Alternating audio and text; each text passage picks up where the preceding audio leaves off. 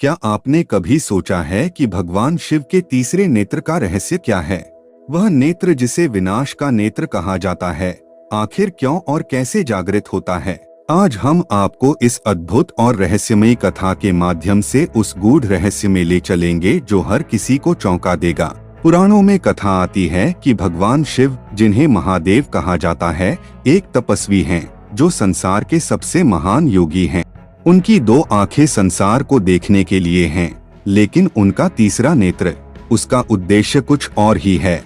इस तीसरे नेत्र का रहस्य तब प्रकट हुआ जब एक बार माता पार्वती ने शिव जी के नेत्रों को मजाक में अपने हाथों से ढक लिया। जैसे ही माता पार्वती ने भगवान शिव की आंखों को ढका, उसी क्षण चारों ओर घना अंधकार फैल गया। संसार में जैसे किसी ने सूरज को छुपा दिया हो, चारों ओर भय और विनाश का माहौल बन गया। तभी भगवान शिव ने अपनी भ्रिकुटी को उठाया और उनके माथे पर स्थित तीसरा नेत्र खुला। जैसे ही तीसरे नेत्र से अग्नि की ज्वाला निकली, अंधकार का नाश हो गया, संसार में पुनः प्रकाश लौट आया।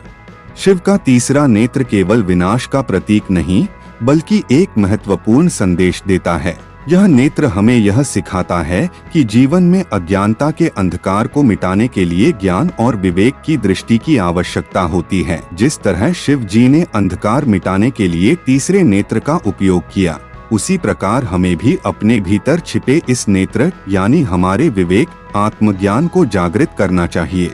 भगवान शिव का तीसरा नेत्र हमें प्रेरित करता है कि हम अपने जीवन में भी सही गलत का भेद समझें और ज्ञान के माध्यम से अपनी परेशानियों का समाधान खोजें। उनके इस नेत्र का अर्थ है कि जब जीवन में अज्ञानता या नकारात्मकता का अंधकार छा जाए, तो हमें ज्ञान का दीप जलाना चाहिए। तो दोस्तों, यह तीसरा नेत्र केवल एक प्रतीक नहीं, बल्कि जीवन को समझने का एक सूत्र है। अगर आप शिव जी के इस रहस्य को अपनाएंगे, तो आपकी जिंदगी भी रोशन हो सकती है।